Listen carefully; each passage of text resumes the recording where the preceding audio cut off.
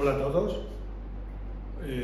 Hoy vamos a ver un ejercicio de física de campo eléctrico correspondiente a un nivel de grado, de primer grado, bien de algunas carreras de ciencias, como puede ser biología, química, etcétera, o de algunas ingenierías, como ingeniería informática, etcétera. Quería comentaros antes algunas cosillas, ¿no? Algunos de los problemas con los que se encuentran alumnos que se introducen en el primer curso, bien de grado en biología, bien de grado de ingeniería informática y otras, es que el segundo de bachillerato no escogieron la física, no tuvieron física, con lo cual se encuentran con un escalón, digamos, doble.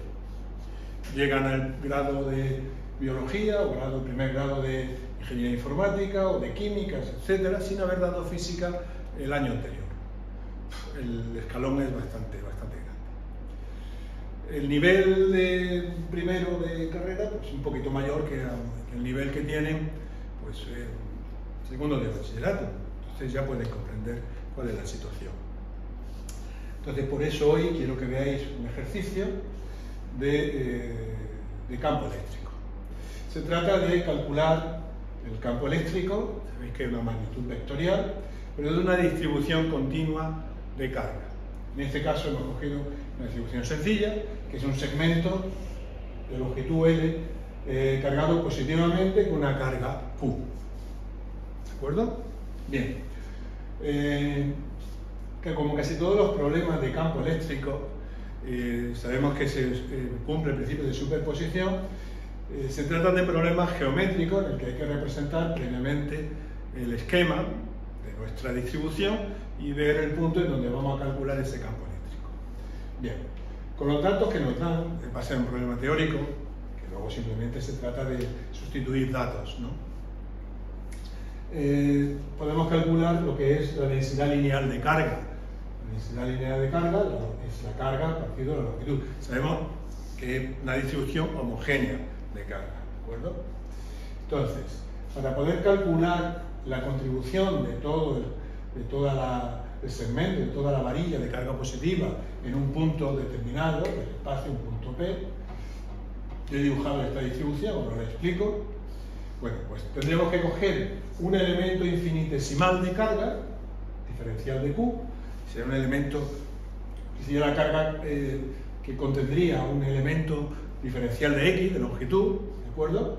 Y ver su contribución diferencial de Y a un punto determinado, ¿de acuerdo?, en el espacio.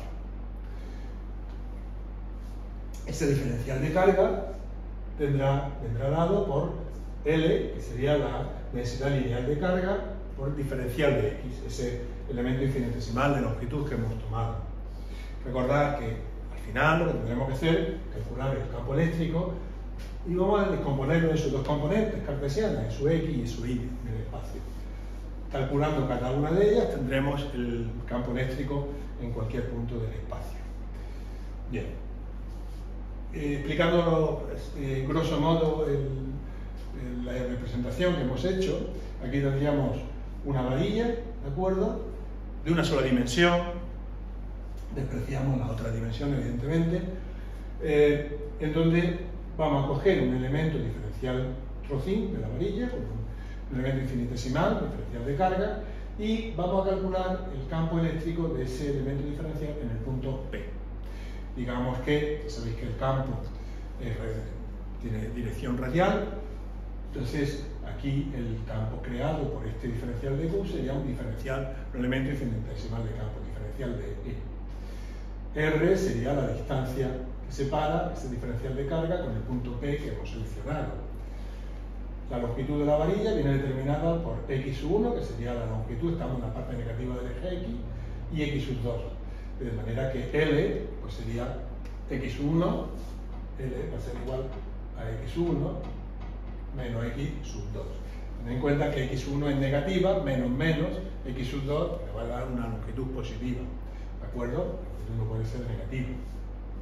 Bien, ese diferencial de E, de campo eléctrico, que hemos dicho que es igual va a ser igual a K, la constante dieléctrica, en este caso si está en el vacío, por el diferencial de carga partido la distancia al cuadrado. Tenemos que saber previamente la definición de un campo eléctrico, ¿de acuerdo? De una carga puntual, etc.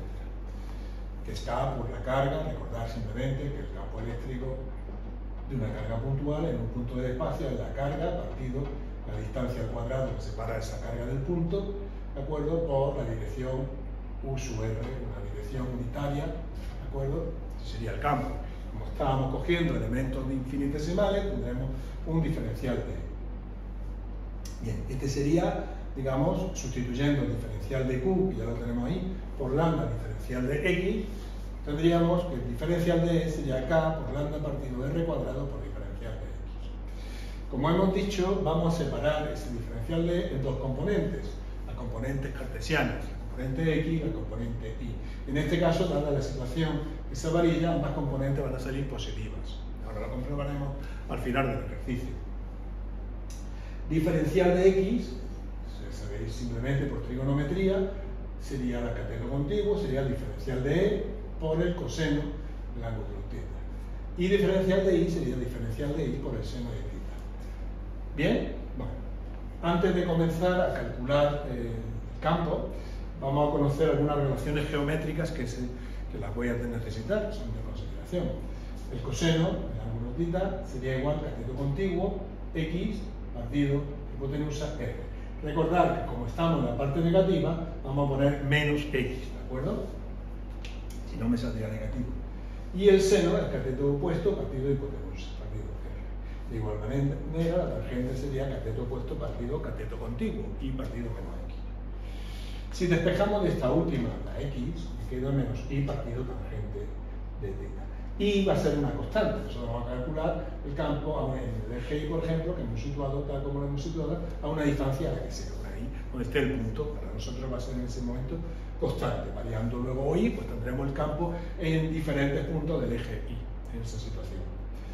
Si diferenciamos ambos lados de esta expresión, recordar que sería la derivada por el diferencial de θ, que es la variable, nosotros vamos a integrar ahora después, posteriormente. La derivada de la cotangente es 1 de menos 1 partido la cotangente sería 1 partido seno cuadrado, ¿de acuerdo? Sería la cosecante cuadrado por diferencial de Y.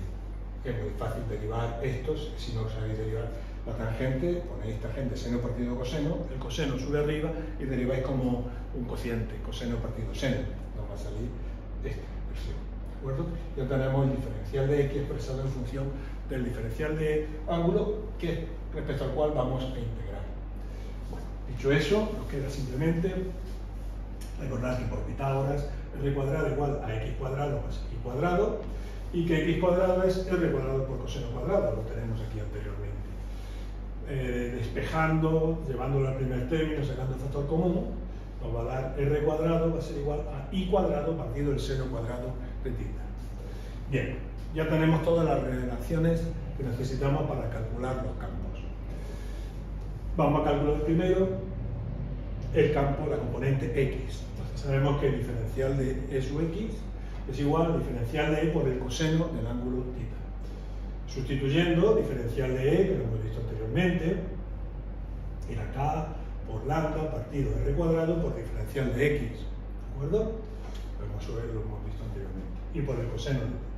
Y ahora vamos a hacer las sustituciones de las relaciones geométricas que hemos visto anteriormente.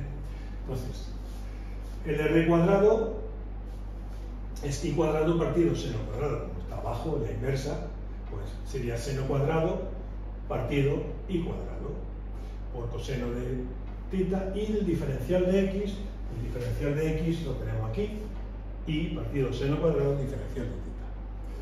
Sustituyendo todo, vemos que se cancela el seno cuadrado y una de las I's, con lo cual te va a quedar simplemente que el diferencial de X es K por lambda partido por Y coseno de θ diferencial de θ.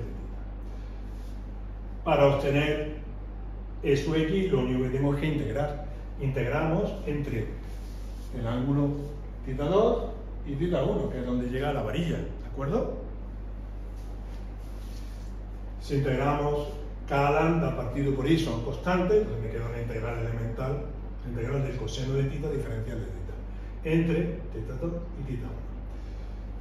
La integral del coseno, sabéis que es muy sencilla, es el seno de θ entre θ2 y θ1, digamos la regla de Barro, sustituimos primero el límite de arriba y después el límite de abajo.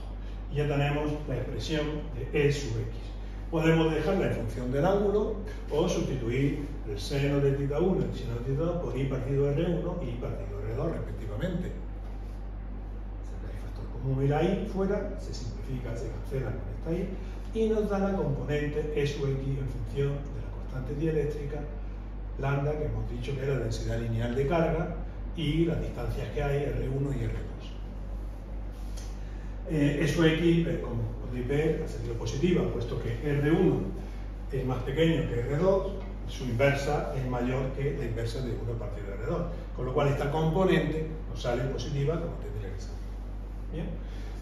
Igual que hemos actuado para calcular la componente E sub x del campo eléctrico, lo hacemos con la componente E sub I. El diferencial de E sub I hemos visto que era el diferencial de E por el seno, en lugar de por el coseno. Lo mismo que antes, sustituyendo el diferencial de E por K lambda E partido R cuadrado por el diferencial de X, tengamos esta expresión.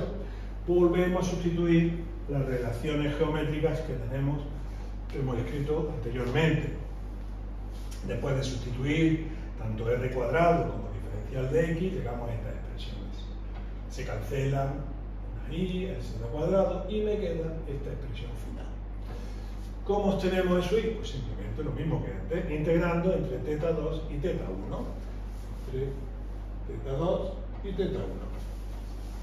La integral del seno sabéis que es el menos coseno, con lo cual nos va a quedar esta expresión. Aplicando la regla de Barro sería menos coseno del ángulo de arriba menos el otro. Le he dado la vuelta simplemente y me he puesto positivo. K lambda partido por I, coseno de θ2 menos coseno de θ1. Esta expresión ya me valdría, estaría en función de los ángulos θ1 y θ2 que marcan el principio y el fin de la varilla, ¿de acuerdo? De carga. Pero podemos ponerlo en función de x1 y x2 y R, donde empieza una varilla y donde termina. Simplemente sabemos que el coseno es menos x2 partido R2 y el coseno de θ1 menos x1 partido R1, que menos me transforma en más. Y también podría ponerlo simplemente en función de los ángulos y de R, los vectores. Sabemos que x1 partido I es la cotangente de θ1, es decir, la inversa de la tangente. Y x2 partido por I sería la cotangente de θ2. Con lo cual, sustituyendo, me quedaría esta expresión, en función de los ángulos y de R, la distancia de los extremos, de acuerdo al punto P donde estamos calculando el campo eléctrico. Bueno, pues ya tendría la componente E sub X, pues ya lo tenemos todo. El campo eléctrico total vendría dado por la componente E sub X por I, vector unitario del eje X, más la componente E sub I por J, vector unitario del eje.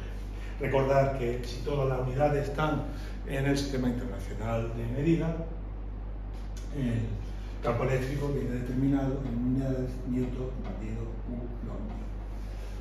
Y este sería el ejercicio, ¿de acuerdo? Fijaros que al final este ejercicio se resume, es un ejercicio geométrico, porque es fundamental cómo planteamos nuestro ejercicio. Podemos utilizar los resultados obtenidos variando los ángulos θ, variando el punto, situándolo en un más arriba, un más abajo, más en el infinito, y podemos ver cosas curiosas. Bueno, pues este es un ejercicio de un nivel, ya os digo, de primer grado de una ingeniería, de primer grado de biológicas, químicas, de una carrera de ciencias, que en casi todas ellas, aunque parezca que no, casi todas ellas tienen física. Y ese es el problema, como he dicho al principio, al que se enfrentan alumnos que en segundo de bachillerato no seleccionan esa asignatura para cursarla. Bueno, como dije en otros posts, a partir de septiembre estableceré una escuela online y daremos clase, o daré clase, además de para bachillerato, pues alumnos de primero de grado de tanto de biológicas como de ingeniería informática y otro tipo de ingeniería. sin nada más que deciros, pues nada, espero que os haya gustado y hasta otra.